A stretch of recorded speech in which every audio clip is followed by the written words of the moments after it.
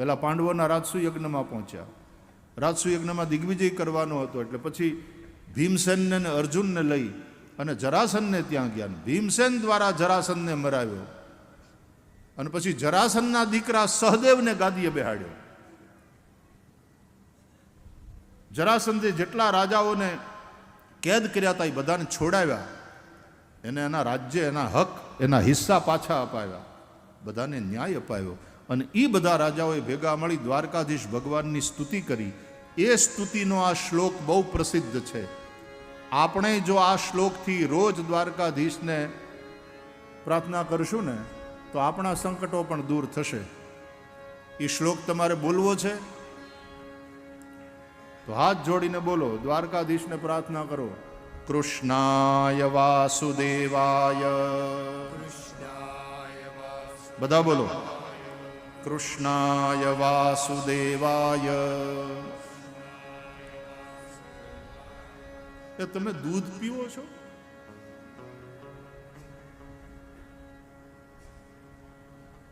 ક્યાં ગયા તમારો અવાજ? ક્યાં ગયા? કે આજે પૂર્ણાહુતિ છે એટલે થોડા થાકી ગયા છો? કૃષ્ણાય વાસુદેવાય. હા એમ ગઈકાલે મને મળ્યા હતા, એણે 7 દિવસ સુધી છાશ પાઈ. આ પ્રસંગમાં બધાને છાશ, ઠંડી છાશ જ પવાય. આપણે બીજું તો એવું ન ખવાય, ન પીવાય. છાશ દૂધના આપણા કોઠા, ઘી માખણ ખાનારા આપણે. કૃષ્ણાય વાસુદેવાય હરયે પરમાત્મને, હરયે પરમાત્મને પ્રણતઃ ક્લેશનાશાય, પ્રણતઃ ક્લેશનાશાય, પ્રણત ક્લેશનાશાય ગોવિંદાય નમો નમઃ, ગોવિંદાય નમો નમઃ. ક્યાંક પણ તકલીફ આવે ને જીવનમાં તો આ શ્લોકથી કાળિયા ઠાકરને પ્રાર્થના કરજો. ભગવાન એ સંકટને દૂર કરશે. વિશ્વાસ રાખજો. ભગવાનને આપણે આપણા માની, આપણે ભગવાનના પ્રત્યે સમર્પિત થઈ કોઈ પણ સંકટ આવે આ શ્લોકથી ભગવાનની પ્રાર્થના કરીએ. ભગવાન એ સંકટને દૂર કરે. કૃષ્ણાય વાસુદેવાય હરયે પરમાત્મને પ્રણત ક્લેશનાશાય ગોવિંદાય નમો નમઃ. આ જરાસંધે કેદ કરેલા રાજાઓએ ભગવાનની સ્તુતિ કરેલી એનો શ્લોક છે, ભાગવતમાં છે આ શ્લોક. તો એક બહુ સારો મનોરથ આ વિશ્વ જળ દિવસ અને આજે જ્યારે પૂર્ણાહુતિનું ટાણું છે, આવો ભવ્ય અને દિવ્ય મહોત્સવ ઉજવાયો ત્યારે અવભૃત સ્નાન તરીકે ઘણા બધા સાધુ સંતો આ વિદાય દક્ષિણા આપવાની હોય ને બાપુ, એટલે આ મહોત્સવની વિદાય દક્ષિણા છે તમારી. 11 લાખ જાડવા એ આ મહોત્સવની વિદાય દક્ષિણા. અને સમગ્ર ભરવાડ સમાજ, અને ભરવાડ સમાજ જ નહીં, આ વિસ્તારના બધા, કારણ કે આમાં બધા જ ભાઈઓએ, ક્ષત્રિય ભાઈઓએ અને દરેક વર્ણના લોકોએ ખૂબ પ્રેમથી આમાં સહયોગ કર્યો છે, લાભ લીધો છે. આ અમારો ઉત્સવ છે, આ અમારા આંગણે આવેલું રૂડું ટાણું છે એમ સમજી અને બધાએ આ પ્રસંગને વધાવ્યો છે. માત્ર વધાવ્યો નથી, એની અંદર સહયોગ કર્યો છે. તો આ સંકલ્પની જય, અને એ સંકલ્પને જરૂર ભગવાન દ્વારકાનાથ પૂરો કરે. ભૂલતા નહીં આપણે સંકલ્પ કર્યો છે. ઉદ્યમે નહીં સિદ્ધ્યંતિ કાર્યાણી ન મનોરથઈ. એટલે એ સંકલ્પને સિદ્ધ કરવા તરફ લાગી જજો. તો આપણા મહાનુભાવોએ આપણને સંબોધન કરી ખૂબ રાજીપા સાથે, અને જે 2-3 અનુરોધ કર્યા એ સફળ થશે.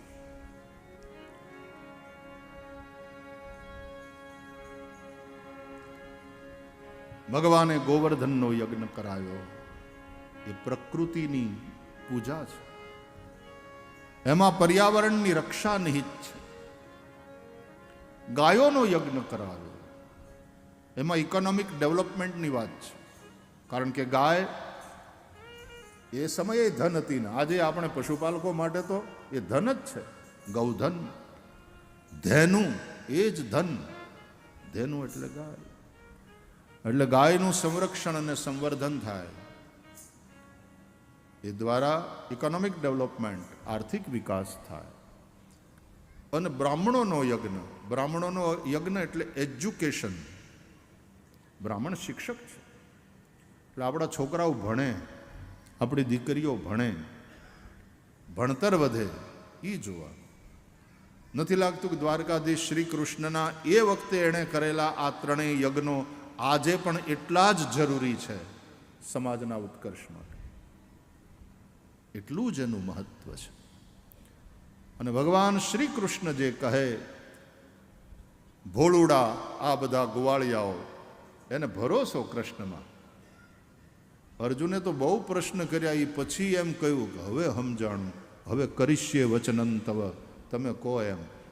પણ આ ભરવાડ, આ ગોવાળિયાઓ, આ ગોકુળિયાના લોકો, એની મજા આવી કે કાંઈ કોઈ પ્રશ્ન કાંઈ નહીં. ભલે કાળિયા ઠાકર તું કેમ બાપ, તું જે કે એમાં અમારું ભલું જ હોય, એ ભરોસો છે અમને. એટલે આ ભરોસો, આ ભોળપણ અને આ ભાવ, એ ત્રણેયનો સમન્વય થાય, એનું નામ ભરવાડ, એનું નામ ભગવાનનો ભક્ત, એ ખરો ગોવાળિયો.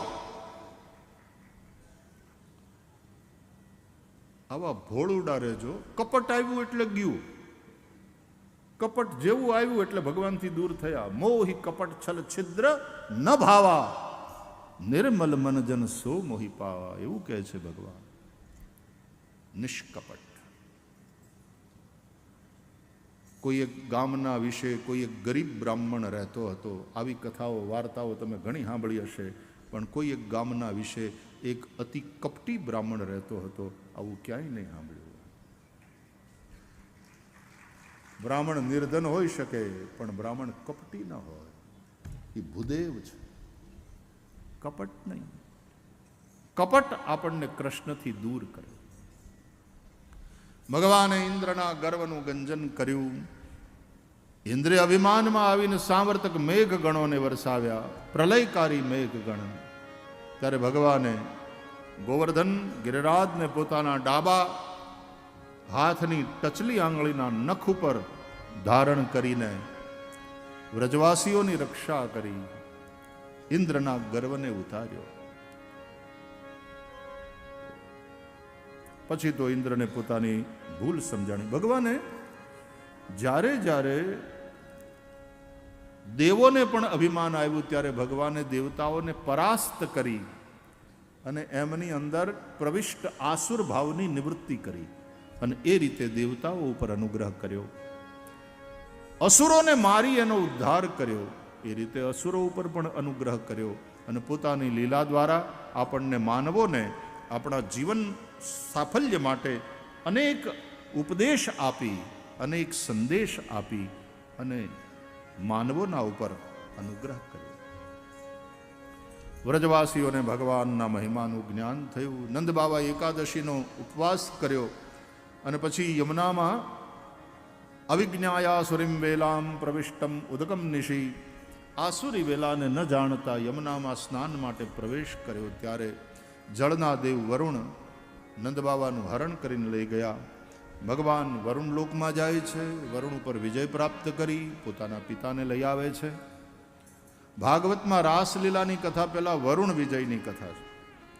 રાસલીલા છે ને એ કામદેવના ઉપર વિજયની કથા છે. રાસ પંચાધ્યાયની વાતને સાંભળીને ઘણા લોકોને એમ થાય છે કે આ કેવું ધાર્મિક ગ્રંથમાં આવું બધું, આ 5 અધ્યાય કાઢી નાખવા જોઈએ. ઘણાને બહુ આની યારે વાંધો આવે, પણ આચાર્ય મહાપુરુષો કહે છે આ રાસલીલા છે એ જ પંચ પ્રાણ છે, દશમસ્કંદ ભાગવતનું હૃદય છે, અને રાસલીલા એ ભાગવતજીના પંચ પ્રાણ છે, અને રાસલીલામાં પણ ગોપી ગીત એ ભાગવતજીનું સર્વોચ્ચ શિખર છે. ભાગવતમાં ભગવાનની લીલાઓમાં તમારે આંટો મારવા જવું હોય ને તો કોઈક આચાર્યની આંગળી પકડીને જાજો, નહીં તો ગોથા ખાશો, શંકા થશો. આ તો આત્મા પરમાત્માના મિલનની કથા છે, કામની કથા છે, પણ કામના પરાજયની કથા છે રાસલીલા. એટલે એની પહેલા વરુણ ઉપર વિજય મેળવ્યો અને પછી રાસલીલામાં કામ ઉપર વિજય મેળવ્યો. વરુણ જીભના દેવ છે, પેલા જીભને જીતવાની સ્વાદમાં અને વાદમાં. જીભ રસનેન્દ્રિય અને પછી કામ જનનેન્દ્રિય, આ બંને ઉપર વિજય. બીજી બધી ઇન્દ્રિયોનો કંટ્રોલ હજી સહેલો છે, પણ જનનેન્દ્રિય અને રસનેન્દ્રિય આ બંનેનો કંટ્રોલ બહુ કઠણ છે, હારાને માટે કઠણ છે. પણ જેણે રસનેન્દ્રિય ઉપર કંટ્રોલ મેળવ્યો, જીતે રસે જીતમ સર્વમ આવું કહેવાયું છે. એટલે વરુણ ઉપર વિજય. પછી ભગવાને એક નાનકડી કથા છે આમાં કે વ્રજવાસીઓએ ભગવાનને ઓળખ્યા અને કહ્યું કે તમે વૈકુંઠવાળા નાથ અમને સનાથ કરવા આવ્યા, તમે અમારે ગામ આવ્યા અને અમને આનંદ કરાવો છો. કોક દી તમારા ઘરના દર્શન તો કરાવો, તમારું ઘર તો દેખાડો, તમારું ધામ દેખાડો. અને ત્યારે ભગવાને વ્રજવાસીઓને દર્શયામાસ લોકમ સ્વમ ગોપાનામ તમસઃ પરમ, પોતાના ધામના દર્શન કરાવ્યા. અને દિવ્ય ધામના દર્શન કરીને આશ્ચર્યચકિત થયા. ત્યાં કૃષ્ણ પરમાત્માને જે રીતે દેવતાઓ ભજે છે, જે રીતે વેદો એની સ્તુતિ કરે છે, શરદકુમારો વંદન કરે છે, આ ઐશ્વર્ય જોયું અને વ્રજવાસીઓને એમ થયું કે ઓહો ભાઈ, આપણો કાનુડો તો બહુ મોટો માણસ છે યાર, આપણી વચ્ચે આપણી જેવો થઈને રહે છે એટલે આપણને ખબર નથી પડી, બાકી આ તો બહુ મોટો માણસ. મહાત્મ્ય જ્ઞાન થયું. પછી ભગવાને કહ્યું કે બોલો હે મારા વાલા, ક્યાં રહેવું છે? આપણે તો ભેગા રહેવાથી કામ છે ને, તમે કહો તો અહીંયા ભેગા રહીએ અને તમે કહો તો ત્યાં વ્રજમાં. એટલે બધાએ શું કીધું? એ કાળિયા ઠાકર, આ તારું ઘર છે, તારું ધામ છે ને, એ બહુ અદ્ભુત છે, એમાં જરાય શંકા નહીં. પણ જો વાલા, અહીં તો તું બહુ મોટો માણસ છે, અહીંયા તો તારી પાસે કોઈ એમને આવવા દે નહીં, તારા સિક્યુરિટી વાળા રોકે.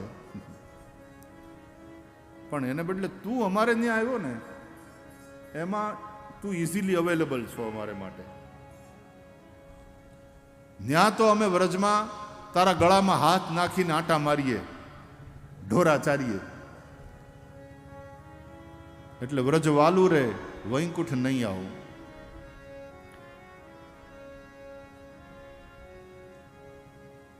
જ્યારે તમને ભગવાનની સાથે રહેવું હોય, ભગવાન સાથે રાસ રમવો હોય, એ રસનો અનુભવ કરવો હોય, પણ જ્યારે સ્વર્ગાદી લોકના સુખની પણ ઈચ્છા ન રહે. વેદાંતમાં કહે છે કે જે સાધન ચતુષ્ટય છે એમાં ઇહામૂત્રાર્થ ફલભોગ વિરાગ, ઇહલૌકિક અને પરલૌકિક પારલૌકિક બધા જ સુખોની આસક્તિ જ્યારે છૂટી જાય કે અમારે સ્વર્ગ સુખ પણ નથી જોતું, અમારે બીજા કોઈ ધામમાં નથી જવું, અમારે આ વૃંદાવન ધામ જ બરાબર છે. અહીંયા તું ગાયો ચારવા જાય, આખો દિવસ તારા વિયોગમાં વીતે, ગોપીઓ કહે છે, અને સાંજે તું પાછો આવે એટલે અમારી આંખો તરસી હોય તને જોવા માટે. બેસી રહેવું ને મારે ટગ ટગ જોવું, બેસી રહેવું ને મારે ટગ ટગ જોવું, એ નહીં ખાવું ને નહીં પીવું, હો નંદજીના લાલ રે, વૈકુંઠ નહીં રે આવું, અમારું વન રાવણ છે રૂડું, વૈકુંઠ નહીં રે આવું. અને આવી જ્યારે સ્થિતિ થાય ભક્તની, ત્યારે રાસલીલાનો પ્રસંગ ઉપસ્થિત થાય.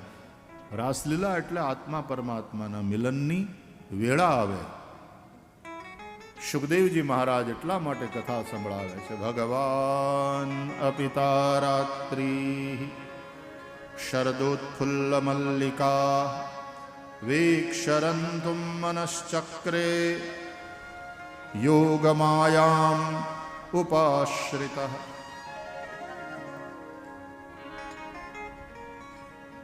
શરદ પૂનમની રાત આવી.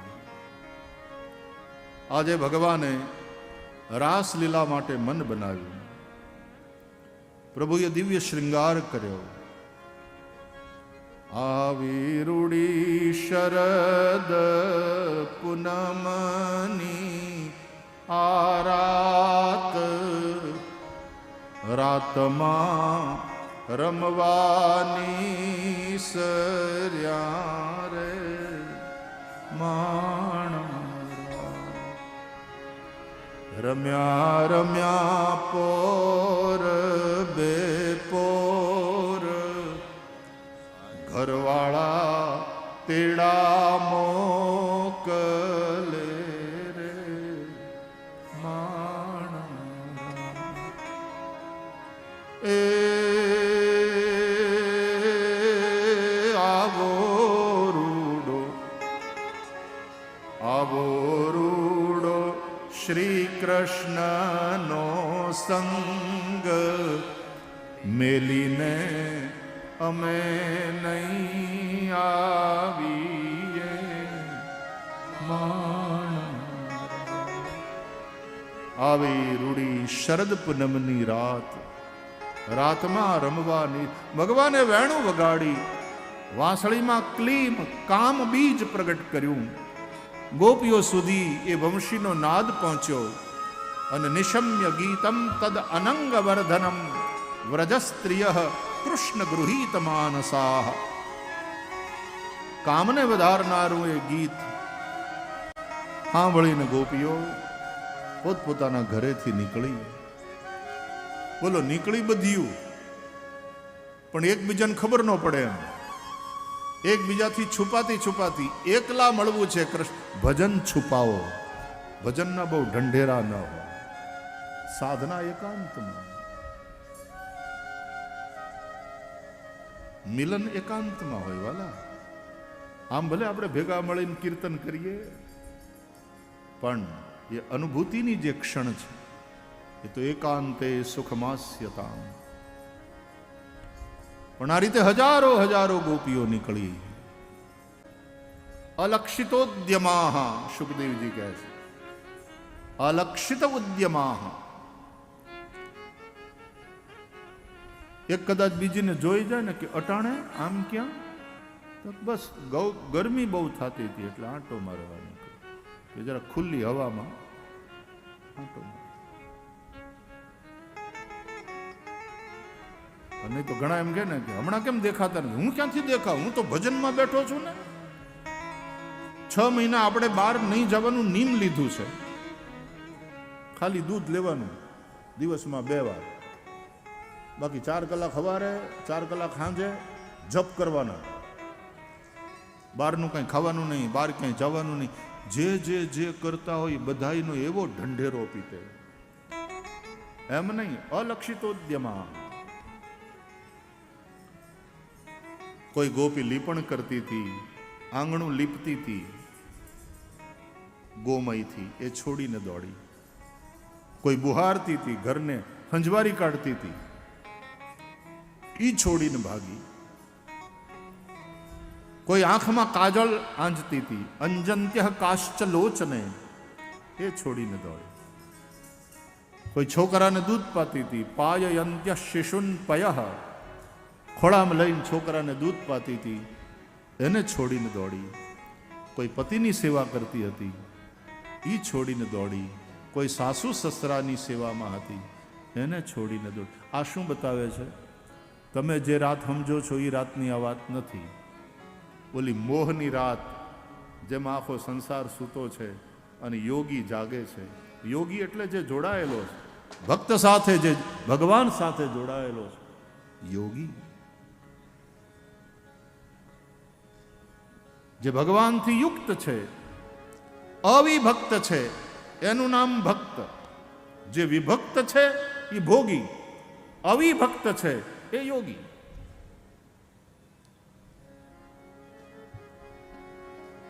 હવે આ લીપવું, હંજવારી કાઢવી, આ બધું રાતે થાય. એટલે આપણે જે રાતની વાત કરીએ એ રાતની આ વાત નથી. આજે પ્રવચનની શરૂઆતમાં જે મોહ નિશાની વાત કરી, ભગવાનની વંશી જગાડે. હું રે સુતીતી મારા શયન ભવનમાં, ત્યાં સાંભળ્યો મેં મોરલીનો સાદ. મોરલી ક્યાં રે વગાડે, એ ખમા મારા નંદજીના લાલ, મોરલી કાં રે વગાડે.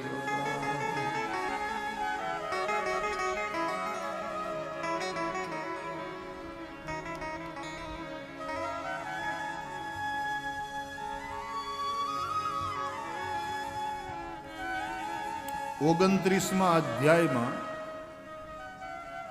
આ વેણું વાગે છે.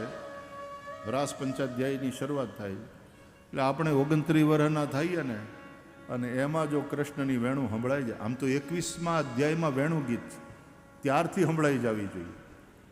તો પછી 29મા અધ્યાયમાં ભગવાન નોતરું આપે, બોલાવે. આદ્ય શંકરાચાર્ય ભગવાન હોય કે સ્વામી વિવેકાનંદ હોય, આ બધા નાનપણથી જ અધ્યાત્મના માર્ગે વળી ગયા. કેમ? એને મોરલી સંભળાણી, એને એ વેણુનો નાદ સંભળાયો કે પ્રભુ બોલાવે છે, પ્રભુ નોતરું આપે છે. હજારો હજારો ગોપીઓ,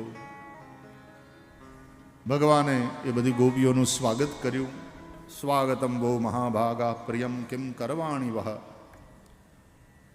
પૂછું કે કેમ આવવાનું થયું? આ રાતનો સમય છે, આ વંદરા વન છે, એ શહેરનો બગીચો નથી. શહેરનો બગીચો હોય તો પણ રાત્રિના સમયે સ્ત્રીઓ બગીચામાં ન જાય. રાતે સ્ત્રી ઘરની બહાર હારી ન લાગે અને ધોળે દીએ પુરુષ ઘરની અંદર હારા ન લાગે. બેયની શોભા એમાં છે. તો રજન્યેશા ઘોર રૂપા ઘોર સત્વ નિષેવિતા. આ જંગલ છે, આ વનરાવન છે. રાત્રિના સમયે અહીંયા હિંસક પશુઓ અને ખરાબ વૃત્તિ પ્રવૃત્તિના લોકો એ આંટા મારતા હોય. એમાં તમારી સલામતી નથી. તમે કેમ આવ્યા છો બધાને છોડી? અને તમે તમારા પતિઓને, પરિવારને છોડીને આવ્યા છો, એ બરાબર નથી. તમારે પતિઓની સેવા કરવી જોઈએ. ગમે એવો પતિ હોય, વૃદ્ધ હોય, રોગી હોય, જડ હોય, નિર્ધન હોય. પતિ સ્ત્રીભિર્ન હાતવ્યો લોકે સુભિર્પાતકી. જ્યાં સુધી બહુ પાતકી ન હોય ને ત્યાં સુધી સ્ત્રીએ પતિનો ત્યાગ ન કરવો. આવું બધું ભગવાને ધર્મ શું છે એ સમજાયું ગોપીઓને. એટલે પછી ગોપીઓ થોડીક આમ એના મનોરથ ઉપર જાણે ઘા થયો હોય ને એમ દુઃખી તો થઈ. પણ પછી ભગવાન સાથે શાસ્ત્રાર્થ કરે છે કે તમે જ, ભગવાન કહે છે ને ભગવદ્ ગીતામાં, સર્વધર્માન પરિત્યજ્ય મામેકમ શરણમ વ્રજ. તમે ધર્મનું જ્ઞાન આપો છો, પણ તમે જ કહ્યું છે ગીતામાં અંતે કે બધા જ ધર્મને છોડીને મારે શરણે આવો. ધર્મનું પાલન કરીએ ને એટલે એનાથી મન શુદ્ધ થાય. મન શુદ્ધ થાય એટલે ભગવાનમાં પ્રેમ થાય, ને ભગવાનમાં પ્રેમ થાય એટલે પછી બધું જ છોડીને માણસ